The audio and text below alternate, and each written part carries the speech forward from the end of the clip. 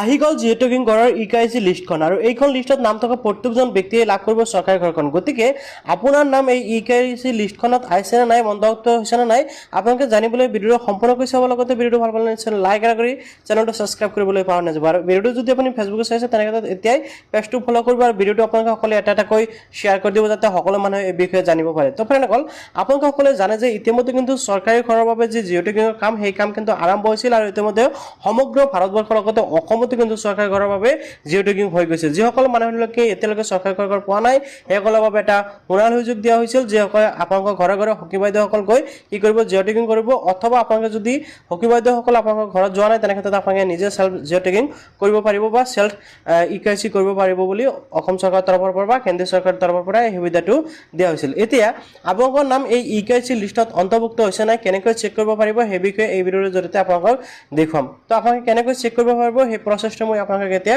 দেখুৱাই আছোঁ।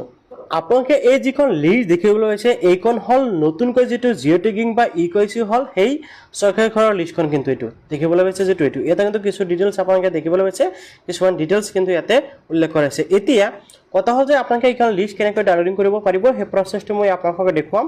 তাৰ আগতে মই আপোনালোকক আৰু এটা কথা জনাব বিচাৰোঁ, এইখন লিষ্টত কিন্তু আপোনালোকে সমগ্ৰ অসমৰ মানুহৰ নাম চাব নোৱাৰে, ঠিক আছে। মানে কিছুমান ডিষ্ট্ৰিক্টৰ নাম ইয়াতে অন্তৰ্ভুক্ত হৈ আছে, কিছুমান ডিষ্ট্ৰিক্টৰ নাম ইয়াতে অন্তৰ্ভুক্ত হোৱা নাই। চ' যদি আপোনালোকৰ ডিষ্ট্ৰিক্টৰ নাম ইয়াতে অন্তৰ্ভুক্ত হোৱা নাই, তেনে ক্ষেত্ৰত নিশ্চয় কমেণ্টত জনাব। মই নেক্সট ভিডিঅ'ত আপোনালোকৰ ডিষ্ট্ৰিক্টৰ মই ইয়াতে ইনক্লুড কৰিবলৈ চেষ্টা কৰিম। তো এতিয়া কথা হ'ল যে আপোনালোকে লিষ্টখন কেনেকৈ ডাউনলোডিং কৰিব পাৰিব, সেই প্ৰচেছটো মই দেখুৱাইছোঁ। তাৰ আগতে আপোনালোকে ভিডিঅ'টো ভাল পালে নিশ্চয় লাইক কৰিব আৰু চেনেলটো আপোনালোকে মাৰ্কবি সকলোৱে ছাবস্ক্ৰাইব কৰিব। অ'কে, এতিয়া লিষ্টখন ডাউনলোডিং কৰাৰ বাবে মই আপোনালোকৰ ভিডিঅ'টোৰ ডিছক্ৰিপশ্যনত এটা লিংক দি ৰাখিছোঁ। আপোনালোকে জাষ্ট কি কৰিব, সেই লিংকত ক্লিক কৰিব। ক্লিক কৰাৰ লগে লগে আপোনালোকক এটা ৱেবছাইটত লৈ যাব, তাৰ পৰা আপোনালোকে ইজিলি এই লিষ্টখন ডাউনলোডিং কৰিব পাৰিব, অতি সহজতে ডাউনলোডিং কৰিব পাৰিব, কোনো ধৰণৰ অসুবিধা। এতিয়া যদি আপোনালোকে এই ভিডিঅ'টো ফেচবুকত চাই আছে, তেনে ক্ষেত্ৰত হয়তো আপোনালোকে এই লিষ্টটো বা ডাইৰেক্ট লিংকটো নাপাব পাৰে।